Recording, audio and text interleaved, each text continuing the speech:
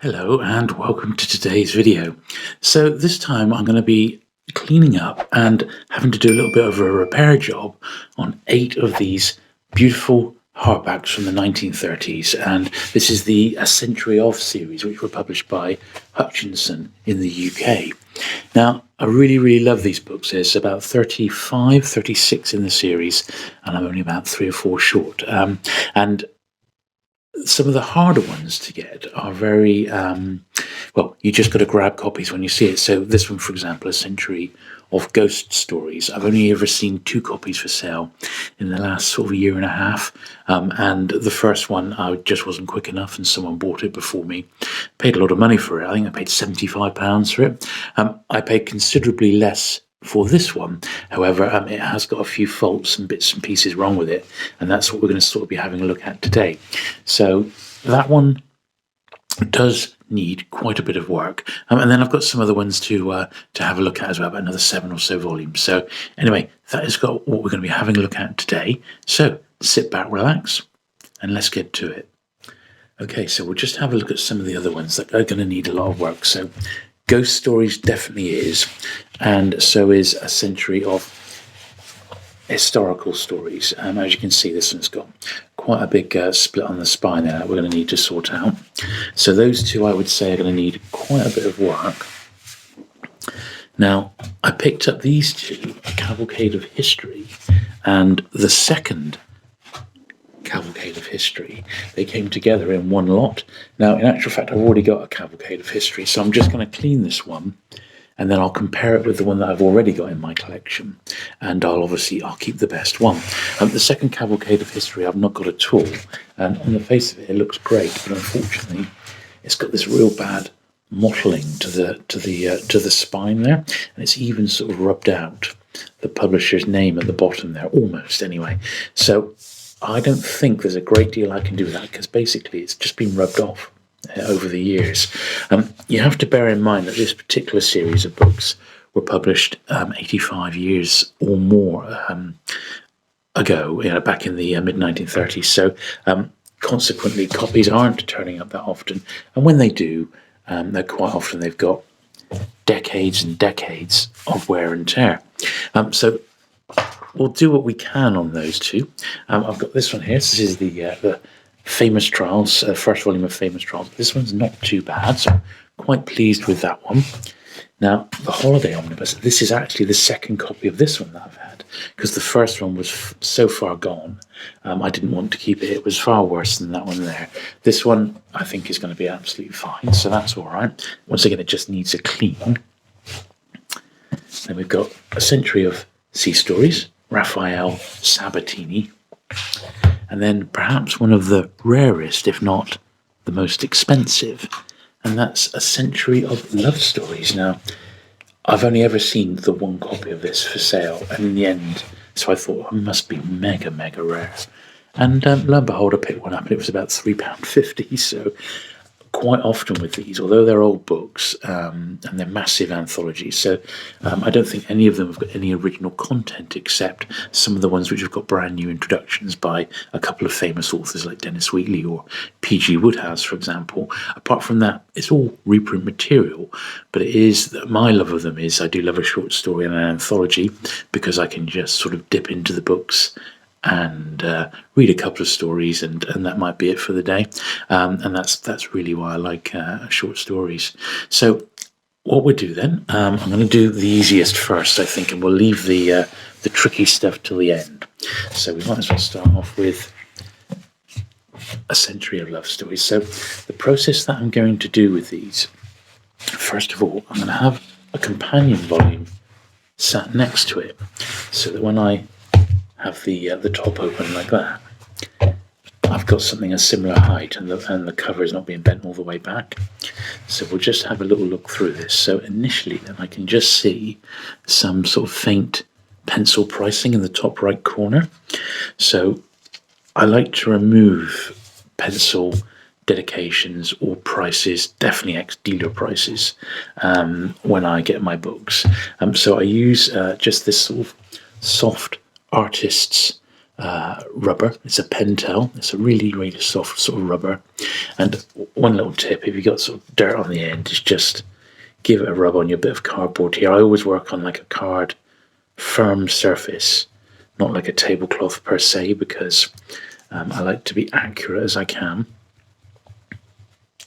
There we are. So let's just clean the tip of the duster, and then we're just going to turn that around that way, so I can have a good rub of this one here. And as you can see, straight away that pencil's coming right up, which is good news. So yeah, I thought, oh, there's only about 30 to collect of these. It won't take me long. It's actually taken me the best part of 2 years to get near the end of the set, and I am just down to my last few volumes, which I'm very pleased with.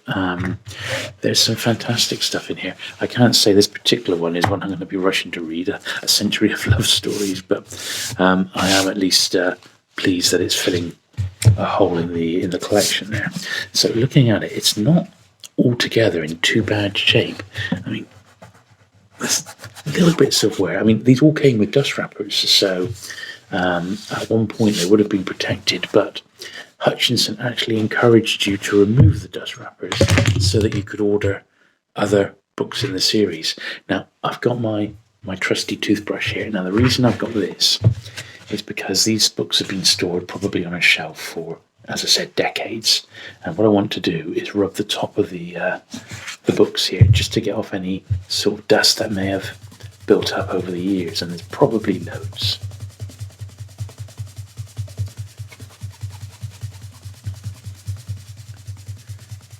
So that's the first half of this. Now, I'm not sure if you can see that so well on video, but this half here is much, much cleaner than the other half, which I'm going to do now. And you can almost see plumes of smoke. Well, not smoke, but dust in effect. Decades old dust coming off the top there. Loads of it there. And I'll do across the edges here as well, since we're giving these a really nice thorough cleaning, because I want these as clean as possible before they go into my main collection.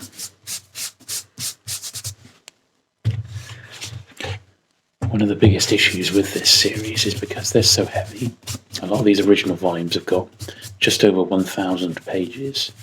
It does mean that when the books are stood up vertically, the text block tends to drop down. So you've got them up like that. This text block here can tend to sort of drop down, which is not great, and consequently that causes a weakness in the hinges. So we'll have a look at that now. So this actual first page here isn't too bad. That one's actually remained in situ quite nicely, and that's how they should be. One thing that they did do with their books was they would put a list of other titles in the series as they were getting released, and they're sort of the uniform editions with this one. So the front of this book isn't too bad.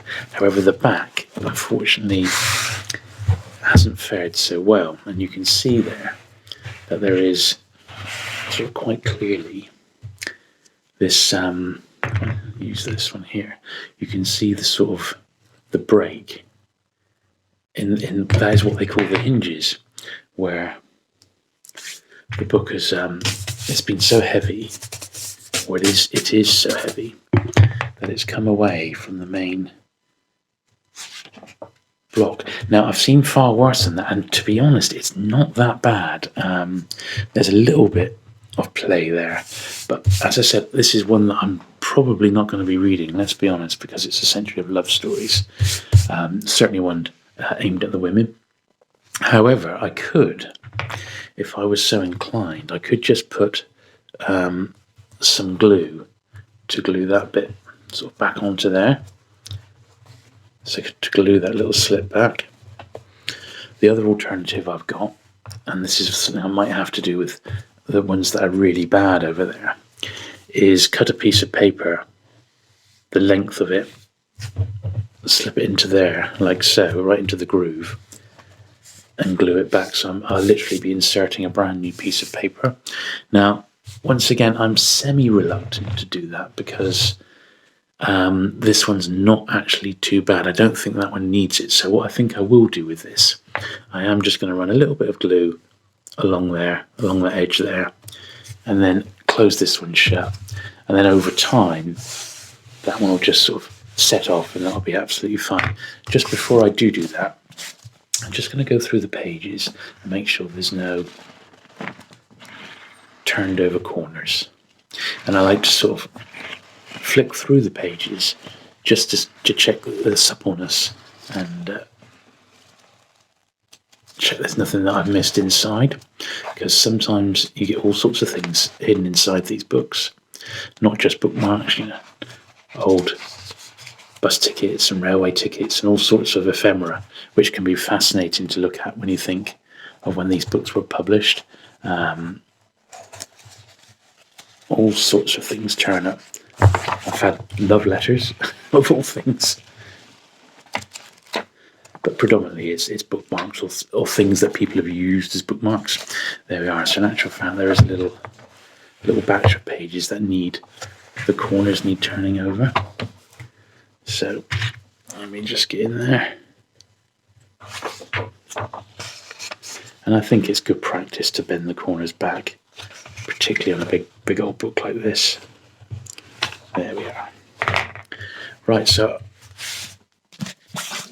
do I glue that bit or not? I think I might as well. So I'm going to pop just a little bit of glue in there to glue that back onto the webbing you can see underneath.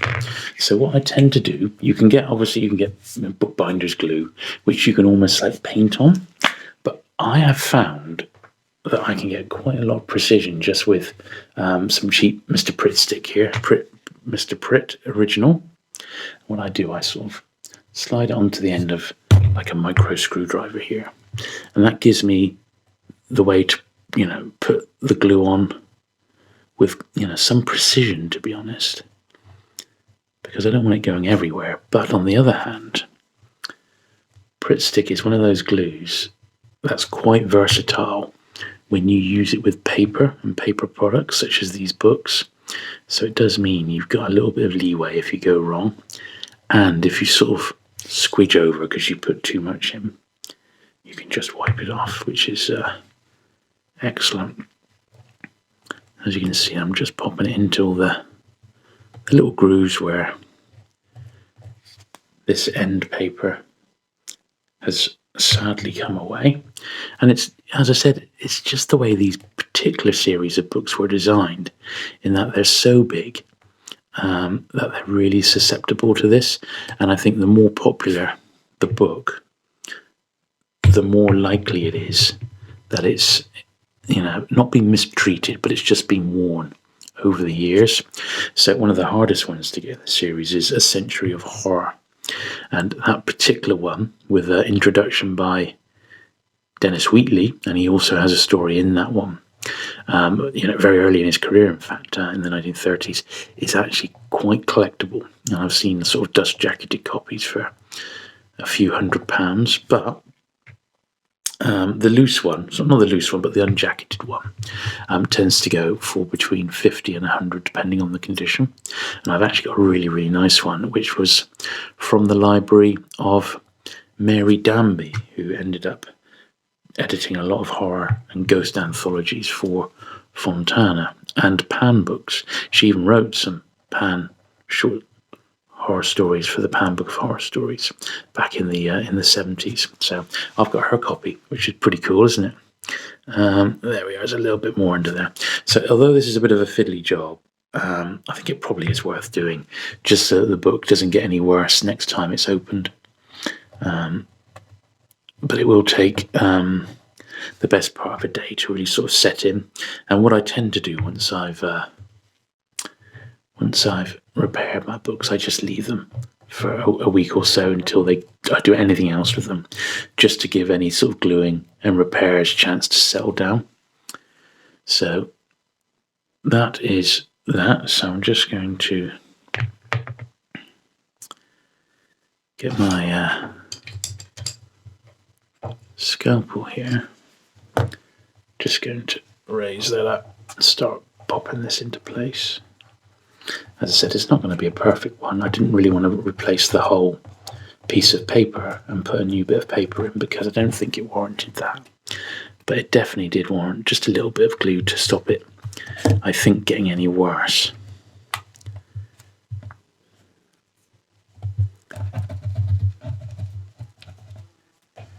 Now when this is shut and it's set for a little while, we'll give that, there we are, that's fine. So we're going to give that some time. That will set in position and then it'll be looking great. So that's book number 1 of 8 done, and that was one of the more fiddly ones, I have to say, but I'm pleased with how that one's come out, so that's good news.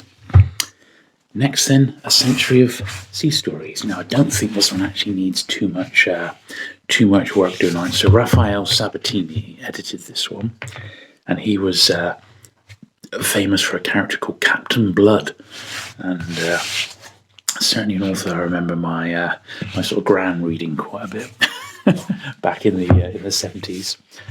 So let's see. Once again, I don't think this one's too bad. So initially then what I'm going to do is just go through inside and see what's on the inside cover here. So there is some writing, but most of it is in vintage fountain pen, which we're not going to be able to do a lot about now. As you can see, they're down here. So it's got to Robert Francis Kennedy, to commemorate our first meeting on the 8th of June 1935, from M.W. Isle, to be shared with F.H. and M.F.K. And it says, as he can take possession of his own library, until he can take possession of his own library. Well, there you go.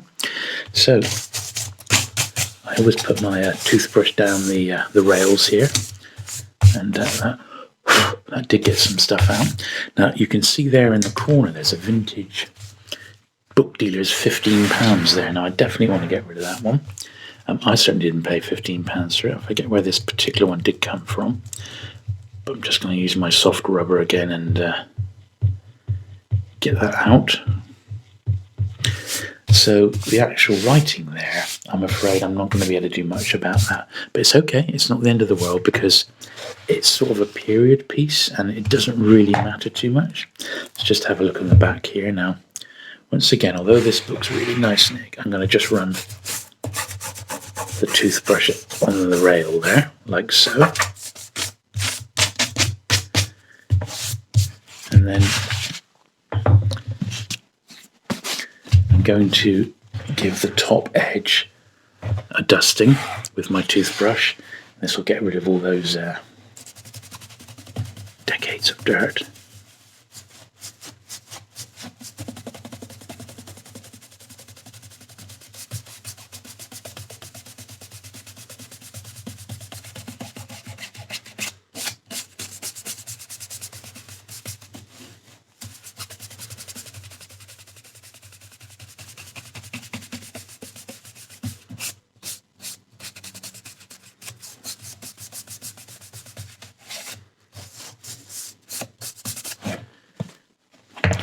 Certainly not too bad, that one.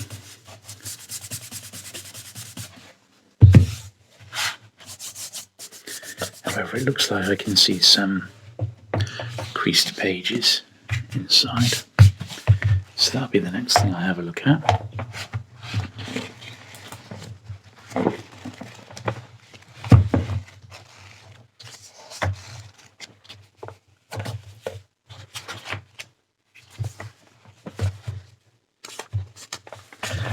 This one's got a slight,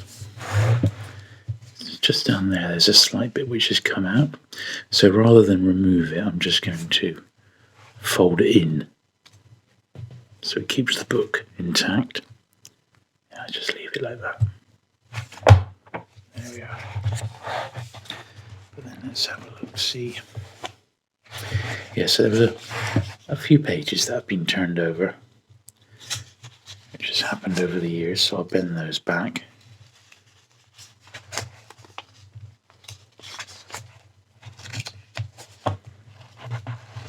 Thankfully the books are so big, they sort of sort themselves out when you get the corners the correct way. Here's another little batch of concertinaed in a different direction than they should be. But it won't take a lot to just pop these back into place.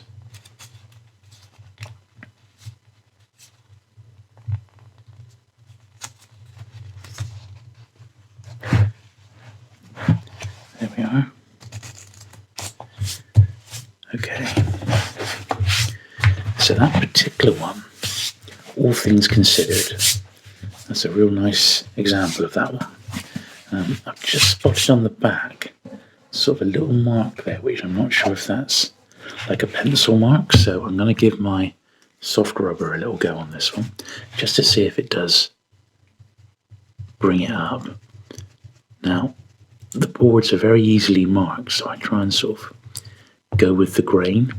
So with this board, it's sort of going that way, so I'm just going to try and follow that, and I'm being very gentle here, just to see if I can get this little mark up.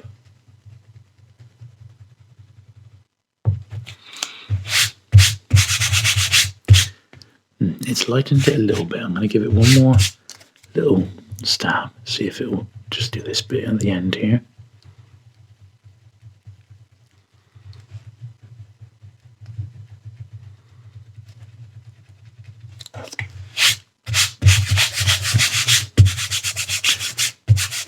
There we are.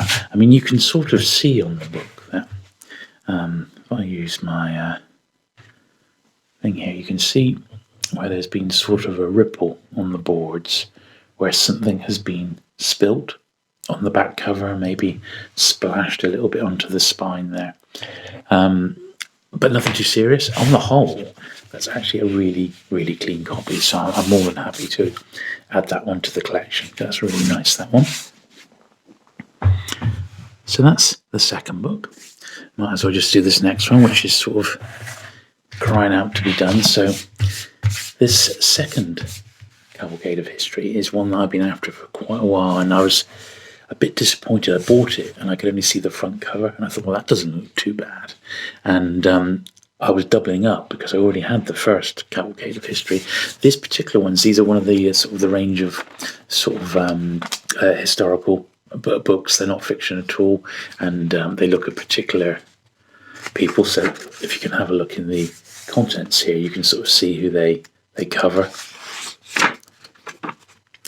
But sadly, yeah, the spine is really sort of mottled. I mean, it probably looks worse on film than it does in the flesh, but even so, I'll clean it up as best I can using my usual techniques, and we'll just see how it looks after that. So certainly very sort of toned inside, but this piece here, the first page, has managed to keep itself in one piece, just about. Just going to delicately run the toothbrush there for any dirt that might be in the hinge there. Right, so once again, as is quite common with these, you can see that it's ever so slightly come away, and you can see the webbing underneath, which forms part of the internal spine. Now, with this one, I could theoretically cut a piece of paper and just join the two bits together, but it's so minor and it's such a straight split that I really don't think it warrants it, so I'm just not going to bother. There's no internal writing to worry about. Okay, and then let's have a look at the back edge. So often these can be just as bad as the front.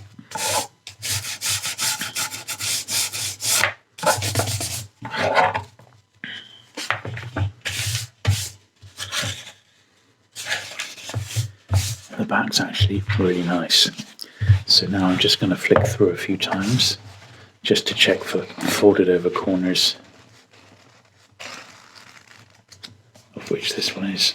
Once again, it's actually really good. It's such a shame the spine is so beaten up. And now I'm going to clean the top. So this one's not taking a lot of work at all, is it?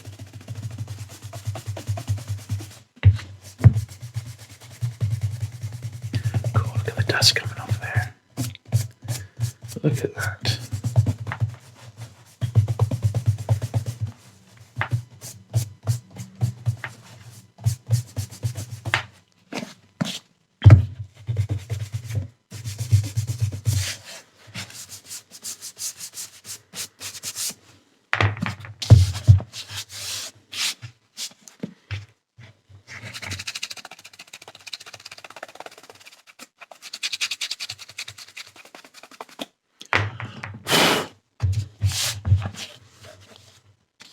Okay, I mean, it's not great. I mean, it really isn't. There's no way to really get that any better than that. It's just this spine. What a shame that it does let it down, and there's nothing I can do with it. These sort of splashes are, I don't know what they are, but it's not something that's just going to clean up, unfortunately. It is what it is, and for the time being, I'm going to be happy just to have that one in the collection, filling a hole. But I think probably I will end up replacing that one at some point. So, last one before we take a little break is The Cavalcade of History, and this is the first volume. It came out obviously before the one we've just done. I have already got one of these. However, I think this one might be slightly better condition, so I'm going to do my best to clean it up as good as possible, and then I shall just compare it against my own copy, and I'll keep the best one. So that's what we're looking at next.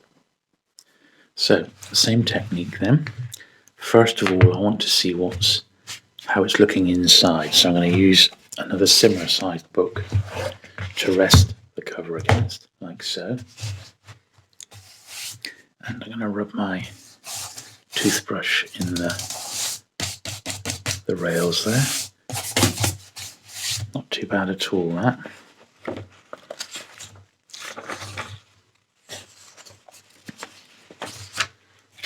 Yeah. That's okay. There we are. These are all the subjects that are covered in this volume. Yeah, not too bad at all, that. That's nothing to worry about there. Let's have a look at the back end.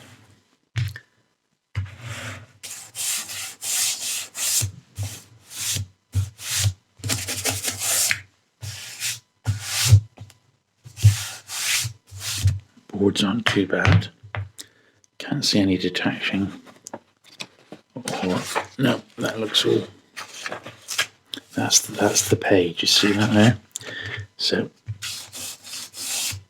ever such a slight crack there, but nothing too much to really worry about. Then I don't believe there was any writing inside. This is a nice clean copy, so no, once again, not a lot to do with this one, except clean the top edges.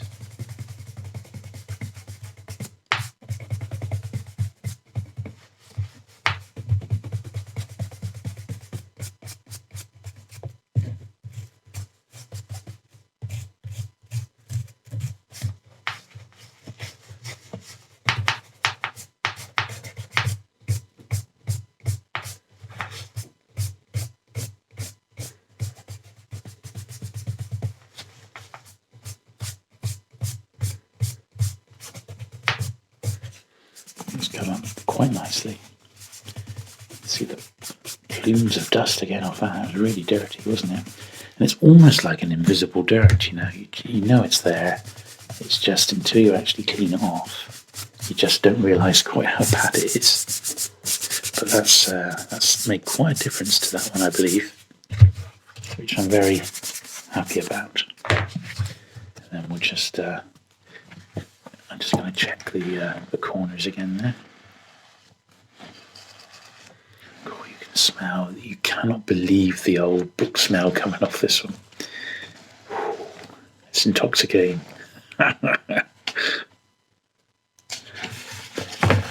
Just a little bit here where the corners have been bent over. So let's sort them out.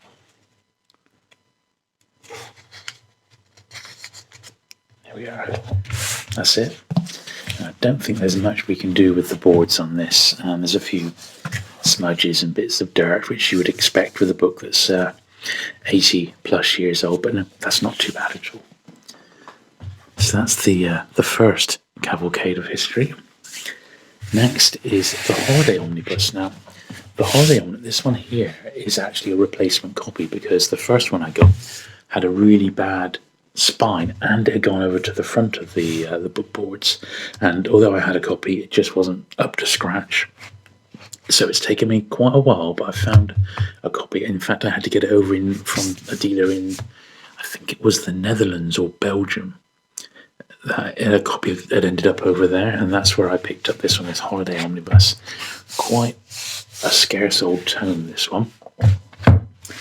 So we'll just borrow the famous Trials book here. And let's just put my toothbrush into the rail there. This one's nice and clean, actually. That's nice. And there it is, the Holiday Omnibus. A little bit of dust in there again. Lovely. The front of that book is actually really, really nice. Let's see how the back is. And I can instantly see there's a bit of writing in the back there that we're going to need to rub out. Let me just get that bit done first of all. Corners folded over there. There we are. Okay, that's not too bad, but I do want to get rid of this this pencil writing in this top left corner. That's quite unusual a spot for it.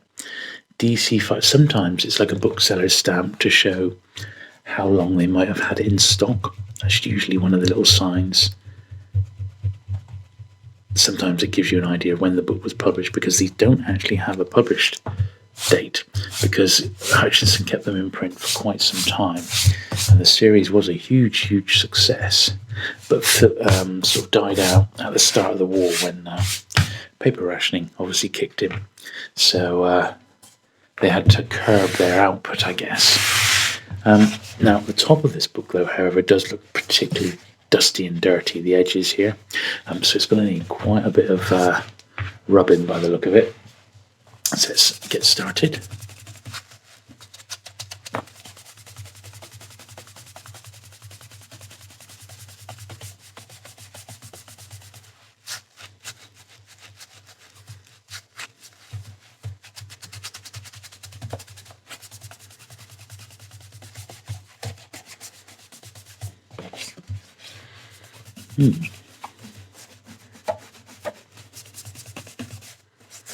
It's difficult to see it making that much of a difference on this particular one.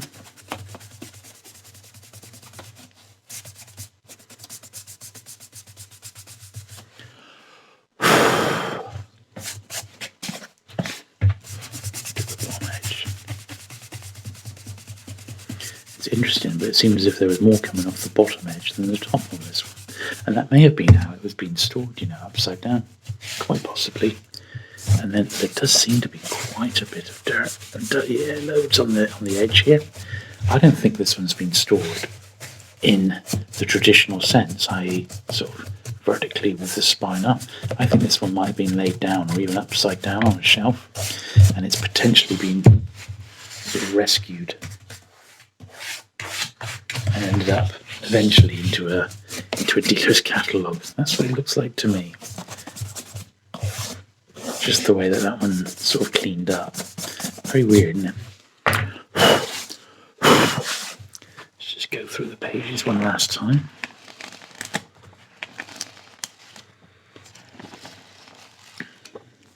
And just in case you were sort of wondering what sort of thing are in these are, in this particular one, this is like extracts from certain stories, and in actual fact, I'm glad I checked, because it looks like the previous owner, as they've read each book, each short story, they have given a little pencil tick about which one they've done.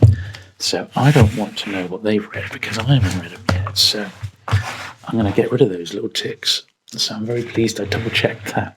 But basically this Holiday Omnibus is just like little segments, extracts from more established works, some from, at the time, contemporary authors, and some which were books which were rapidly becoming modern classics.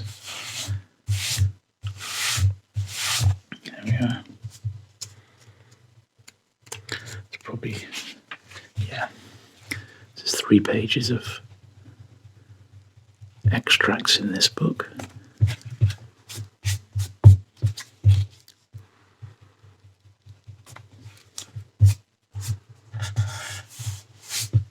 Last bit's over here. You can see how good this soft rubber is. Don't need to put a lot of pressure on, but it just keeps my books looking as good as possible.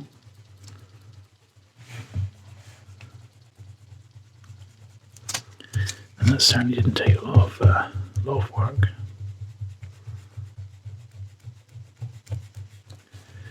There we are. I'm glad I checked that. Yeah, there's a couple of still. I was very faint, so I just want to make sure I've got every last trace of those ticks off. There we are. Brilliant. So that's another one done. So we've only got 3 left to go.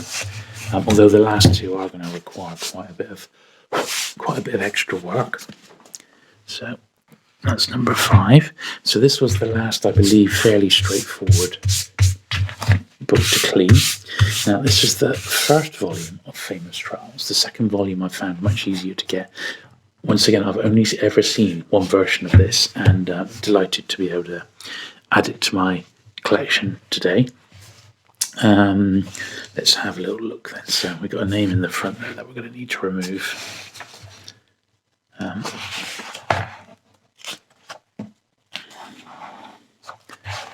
we are.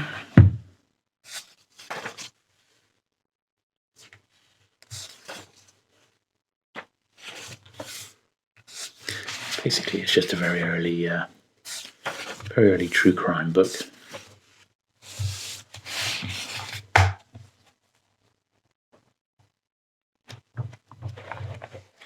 It's illustrated, this one, like the second volume. And as you can see, it's uniform with the other books. So let's pull this one down. We can use as a rest, just so that I can delicately take out this previous owner's name there. I can't see that being anybody we know. No, this actually is quite stubborn pencil,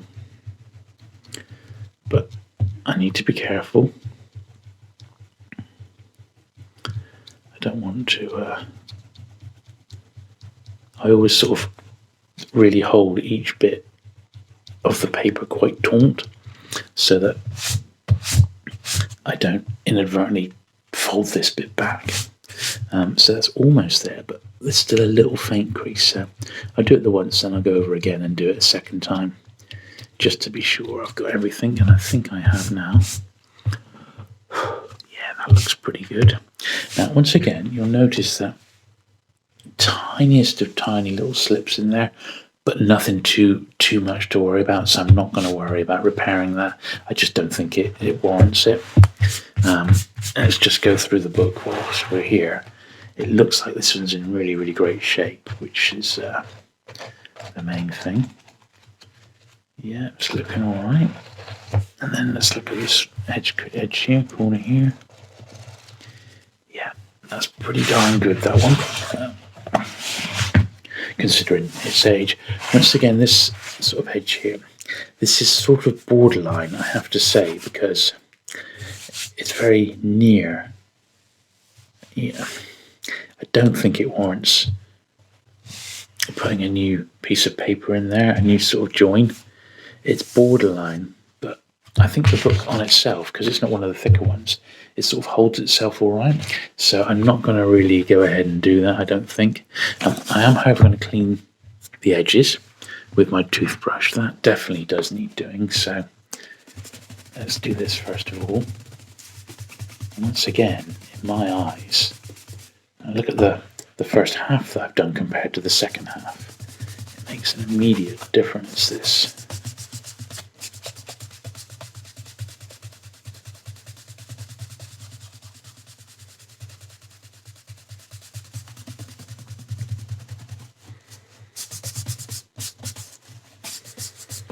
That's pretty good.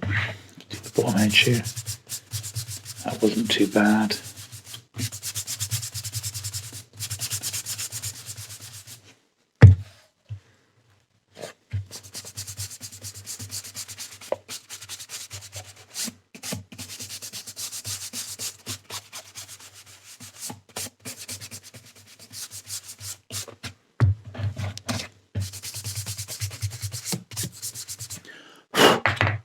There we are. That's not too bad. Now, there is a little mark on the front here, and it looks like it could be something like paint or something like that. Oh, look at that. I've just wiped it with my fingernail, and it's just come off, so that's good news. There's a bit more of this along the edge here, so I wonder if that's the same. If it was like ancient, yeah, it's coming off, ancient sort of paint or something like that on the boards. Let's just give that a little going over with my toothbrush. Yeah, that's me. There was a little bit of surface dirt, and I don't know what that was, but I'm glad it's come up first sort of stab. Once again, it's suffering from that mottled spine. Whether that's sort of the glue that's come through or what, I don't know. Now, what's this on the back here? This little bit of... Oh, look at that. It's come off straight away. Whatever that was a bit of dirt or something.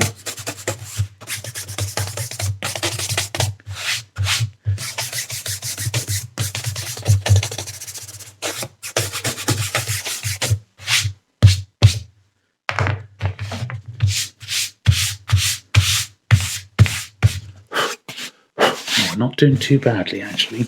However, that's another one done. So 6 down. Now, I've got 2 more to go, both of which require a bit more work, unfortunately. So now that we've used those, that's sort of a warm-up to what we've got coming up. So what should we do first then? Well, we'll do historical stories. I think this is perhaps the worst one. So yeah, we'll leave the worst to the last, and we'll do A Century of Ghost Stories, which is certainly a rare book, and it does need work. But I have to bear in mind that this is quite a rarity. It's taken me a year and a half to locate a copy, and I don't want to make it worse than it already is. So I'm going to first of all just give it a general tidy up.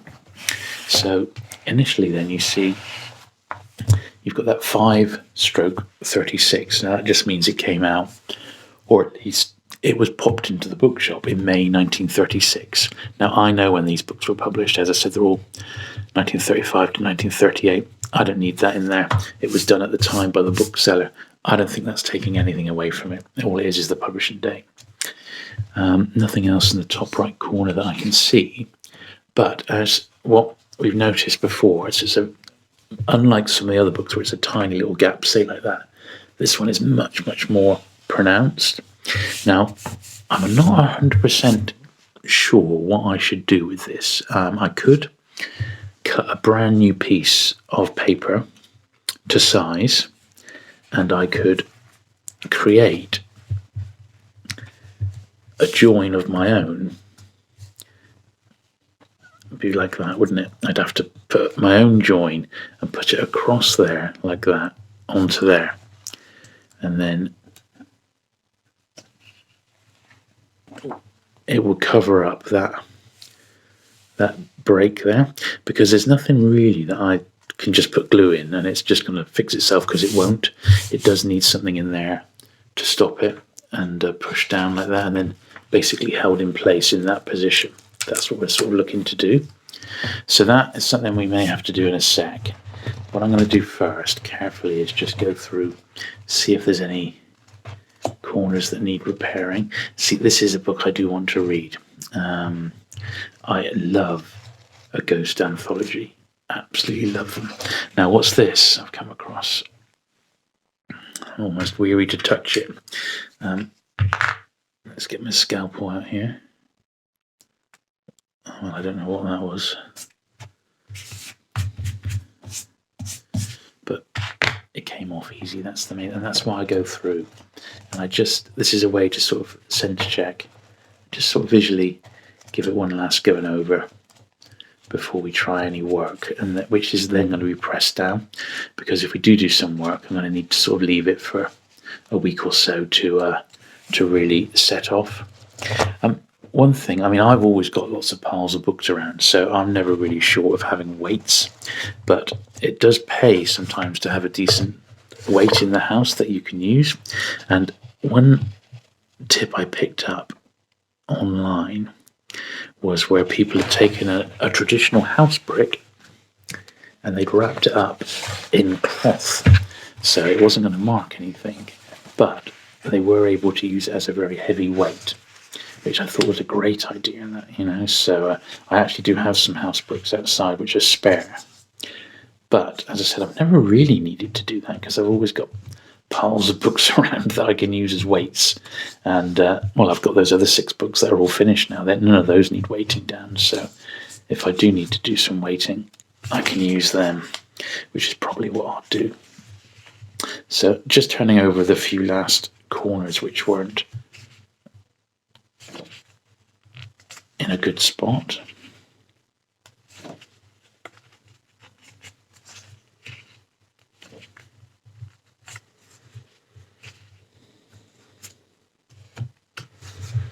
There we are.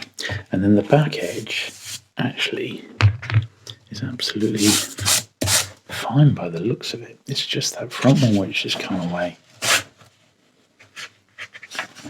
Yeah, so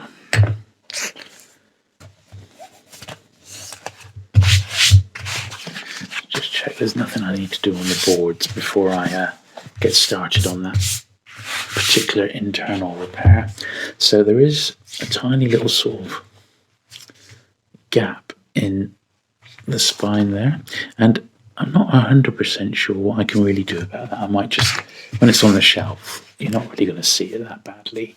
I think I'm just going to have to leave that bit. But this one, I think, definitely is going to warrant a repair, because it's certainly just going to get worse if I leave it. So what I want to do then is create, that needs to be folded down, the top edge here, so it doesn't go over the book. So that needs to be sort of like that, like so, that sort of position. And then I want to have a piece of paper which is going to be going across that join, which I glue into place, and then that's, over time, I'll shut it, then over time the board should be together like that, and I'll press it down like that. So that's what I intend to do. So the way I'm going to do this, I'm going to grab, I haven't got sort of aged paper like this to hand, so let's just make a little bit of room over here. Put my Pritt stick over there. I've got some just basic printer paper more than anything, and I'm only going to be putting a very thin edge along there. So what I need to do initially is just to measure this out. Let's pop it back a little bit there. So there's my edge. So I'm looking for one around this sort of size, like so. Go along the edge there, to about there. Okay. So what I can do, don't need that scalpel for a moment.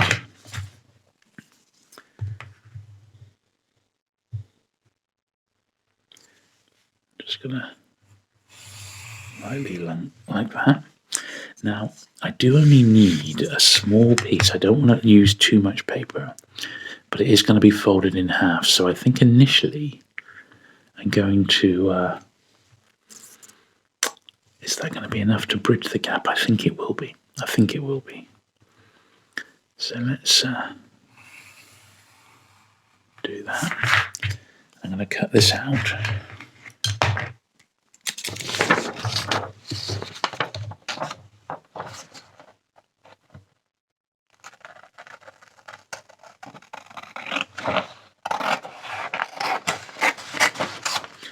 One thing I haven't done yet is clean the top boards of that book, so I'm going to do that before I actually glue this bit on, because I don't want to leave it till after I've made this repair, because once I've made this repair I want to leave the book exactly as it is for the time being, probably for at least a day, but probably a few days I'll leave it in situ to let the repair completely set. Okay, so I want to have the bit of paper even on both sides, so I'm going to take this bit of paper and basically I want to fold it as near in half as possible, and then I'm going to check that I've got the size of it correct. I mean, it's not a science. All we're trying to do is really prevent it getting any worse. So let's bring this back in a moment, and we can use this top edge here as a bit of a guide. Now, how does that, let's see, in actual fact, that's absolutely, I think, spot on. Maybe, is it a hair over?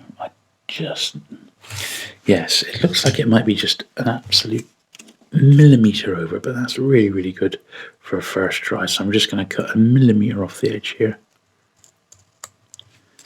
There we are. That should be perfect. So what I'm looking to do then is get this page turned over. This is the unsightly bit that I want to get a shot of. So I've creased the paper, and that basically where the corner is needs to be fitted in there. So this edge isn't too bad. That's going to be quite easy. It's not going to cover any of the text, like so. But then we're going to get this one down, like this bit here. It needs to be down and go against it like that. So I think what we're going to do, I'm going to do the bottom bit and get that glued in right against the edge like this, first of all, so that that's in the right spot. Then we'll fold it back down and we'll glue the top edge, and then it'll be ready for the other piece there. So that's what we're going to do. So I'm going to get my Pritt stick. It's certainly not the best repair, but it's at least going to be good enough for this volume, I think, just to stop it getting any worse. So I'm going to use this bit of paper here as a stop the glue going everywhere. But as we've said before, it is only Pritt stick, and it is designed for paper. It's not a particular publisher's glue by any means. This is just something that you could buy in any sort of stationers.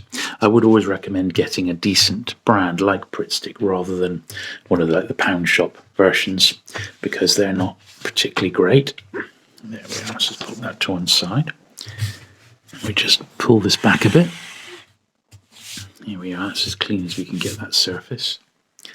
So I'm just going to pop this into place and then sort of push it in as far as I can, like so. There we are. That didn't take too much. Like so. I'm folding the edge down, but not completely down, just getting it out of the way. So this top edge now has to join there.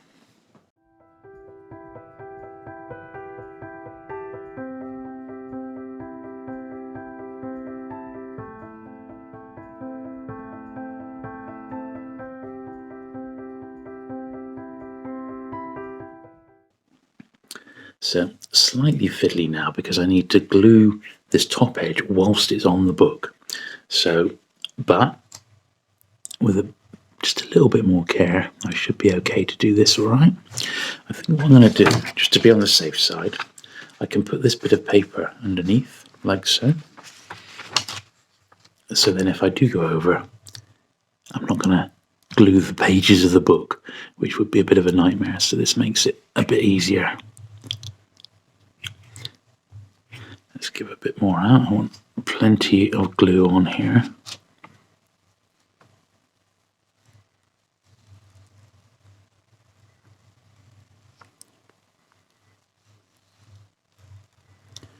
There we are.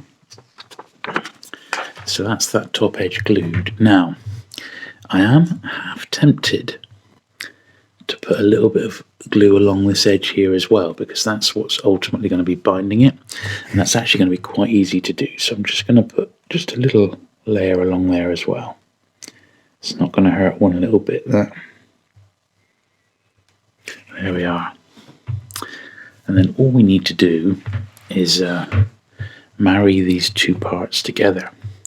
Now, it needs to just come down because it's just sort of creased out. Oh yeah, we sort of want it about like that, don't we? So that it's not poking out the way that it's gone over the years. That's about perfect. So get this edge in first, and then we'll pop.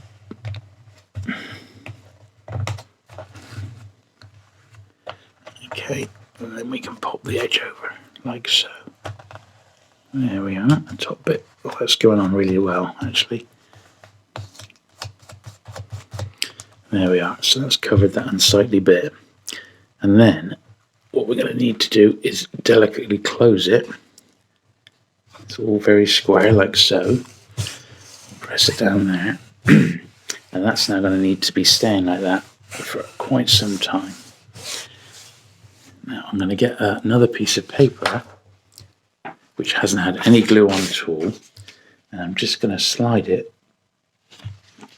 in between the two pages there, ever so delicately, to stop them adhering, because I can just pull this out then.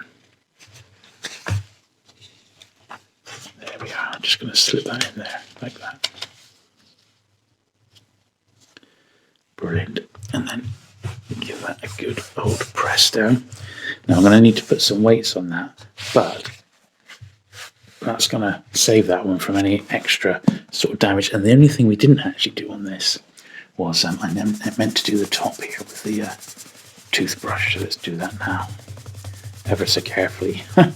Should have done this before, really.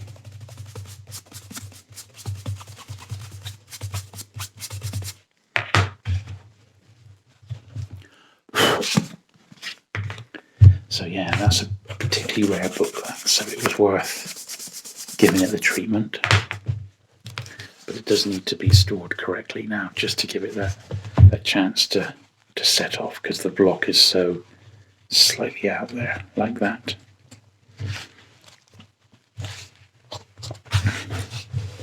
Brilliant. So that's a century of ghosts. So we've got one more to do. Now this one perhaps is the worst one of all, but it's a scarce old book. It's not valuable, thank goodness. It's not a mega valuable one, but it is just one that's quite difficult to get. This is a century of historical stories, once again edited by Raphael Sabatini. And this one's quite interesting. It's got a high school stamp on it. The Sale High School. 1936, here we are now.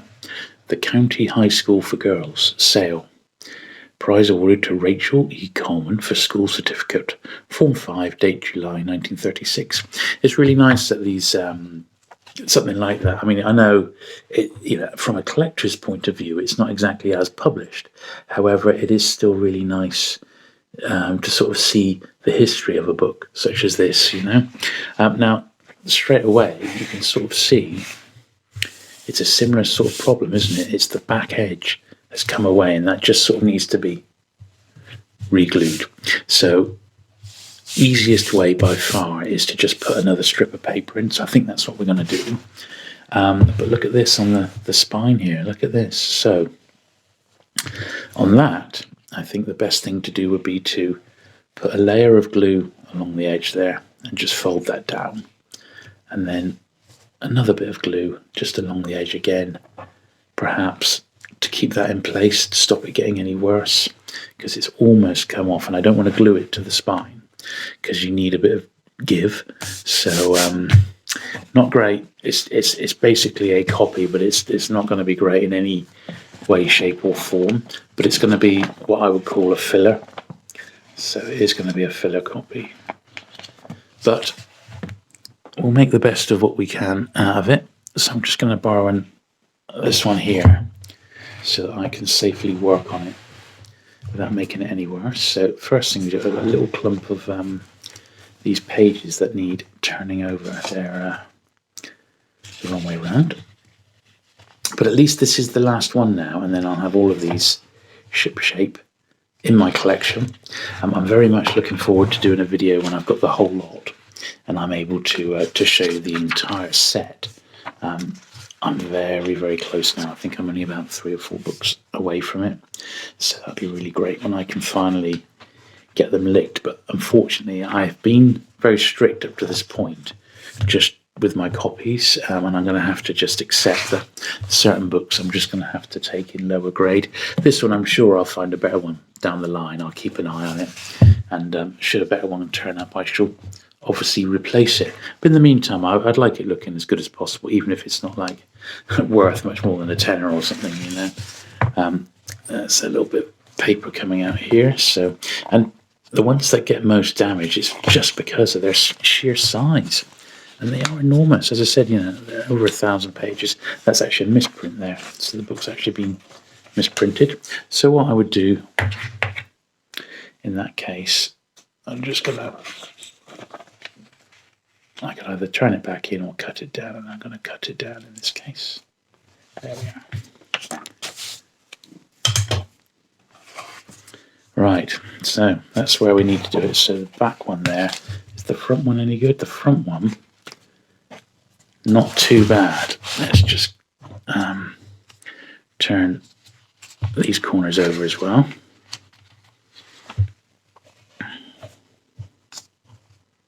So really I'm going to need to get another piece of paper in and do the same thing again, just to protect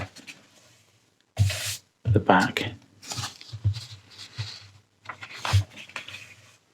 But that's okay, we can do that.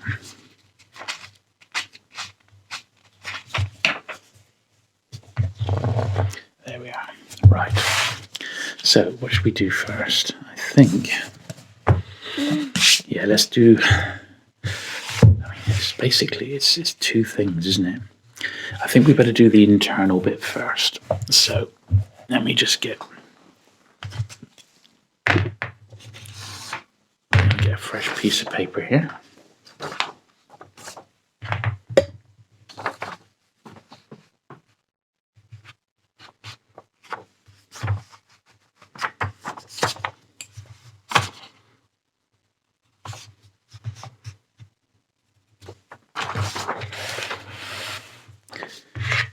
It might seem a little OTT to be doing this on this particular book, but, you know, I want them looking as good as possible, and it's not like it takes long to do, is it? So let's cut this bit out first of all.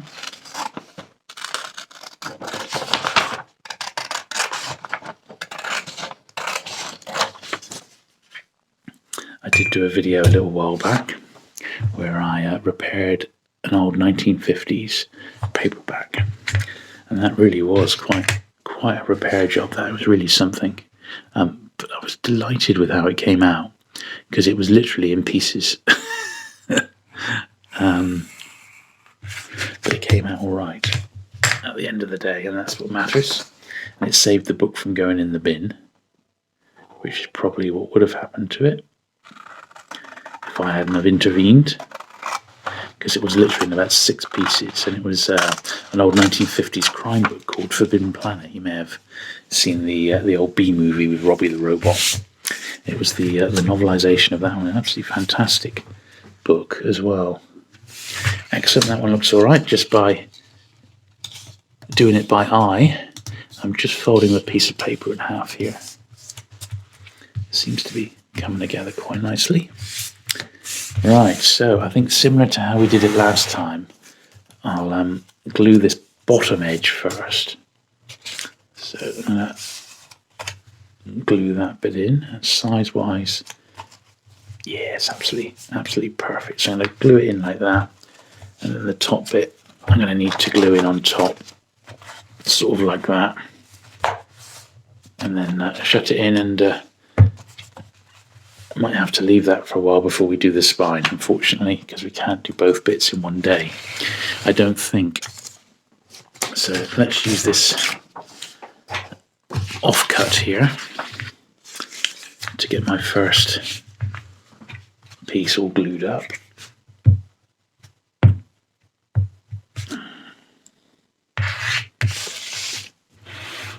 This is just stopping the glue going everywhere by doing it this way on a piece of paper. There we are. So I think that's sufficiently glued up. And get that bit over there. Bring it all back in again.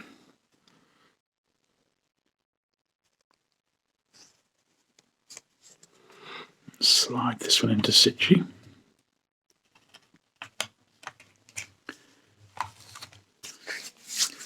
Yeah, that looks like it's in. Not covering any text. Lovely. Let's fold it down. Yeah, that's not too bad. That's not too bad. And then we're just going to glue that piece into there, like so. So it shouldn't be too bad just to hold this one in position.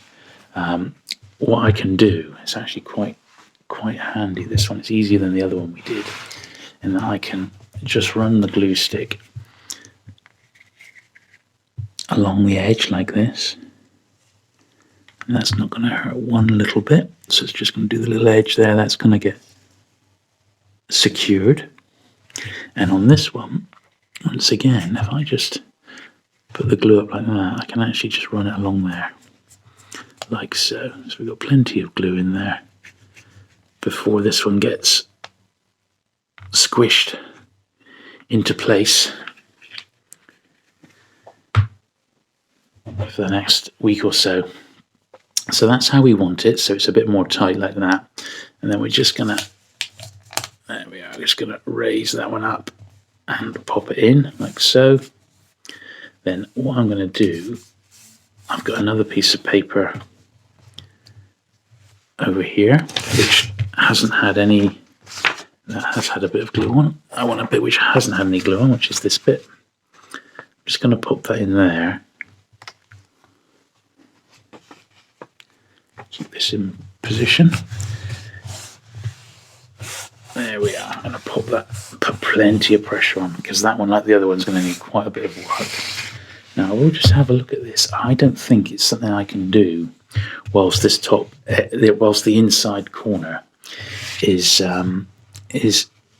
setting itself off. But basically, what I think I'll try and do, just to get this looking half presentable, is fold that little top bit in there. Then I might just sort of, it's almost come off, hasn't it? It's very, very difficult because it needs to attach to something.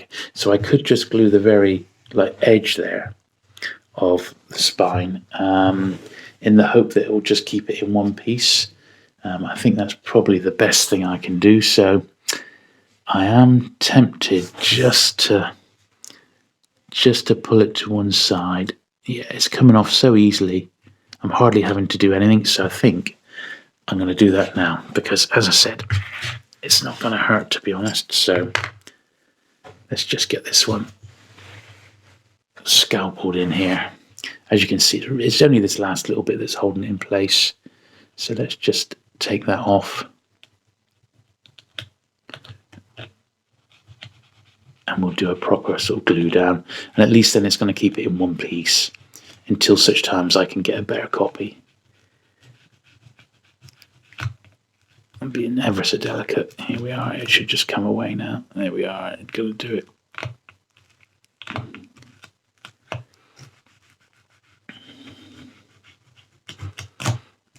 There we are. Yeah. That's just the sort of the overflap from where it was bound. These things sort of come away pretty easily, to be honest. There we are. And there's the top one there, which we might as well get the top flap over as well out of the way. And then we can just re-glue the whole lot. There we are. So that foredge is being glued there. So you could, I mean, this is actually kept together really well in actual fact. The sort of the bit on the spine here, so I'm actually quite pleased with that. But as you can see, just the sheer weight of it is what's caused this to be in a bit of a state. So I'm going to just razor away the loose bits of fabric. We don't need those because they're quite unsightly. There we are. There's a few bits along the top here as well. Let's get rid of that one. I don't think the books were mass produced, and they were released as like budget titles in effect. So they weren't expensive, but consequently they also didn't spend a lot of money on them. A lot of dust in there. A lot of dust in there. There we are. That's not too bad. So we can actually get this looking not too bad, I don't think. So I'm going to re-glue that bit down so that's as flat as we can make it. So I might as well do that now because it's not actually affecting what's going on inside. As I said, once again, your Pritt stick's absolutely fine for this. So get this down.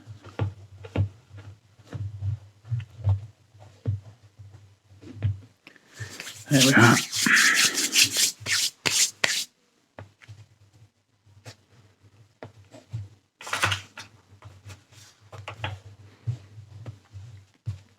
Okay, then these edges here are a little frayed, but if I was to just cut them off, I'm going to lose some of the top of the spine. So I actually want to sort of glue it like that. I don't want to glue the whole thing. I don't want to glue all of that. I just want to glue the top bit, but I can glue that bit underneath there. So I'm going to get that bit that bit glued. That's fine.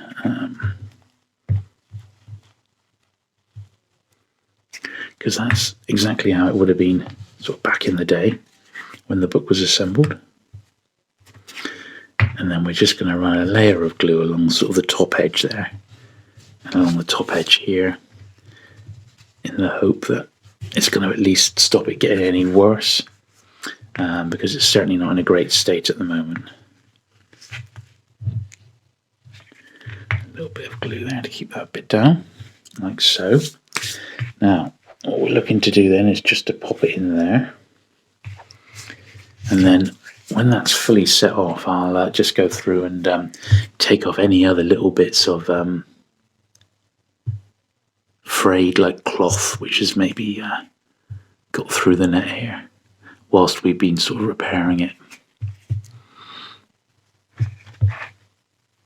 It's not going to need a lot of glue because I don't want to glue the whole thing down, just the edge, and then it's just going to need to sit with plenty of weights against it for a week or so until it sets off. So this isn't going flat, it's just going to go slightly bowed against it. There we are, like so.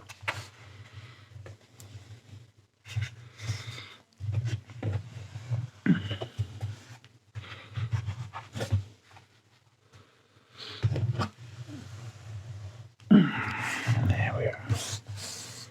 So that is the 8 books repaired as best I can. Now, I'm no professional by any means. I don't do this for a living, but these are just sort of techniques that I've picked up over the years as I've been a book collector more than anything. So I do hope you find those useful.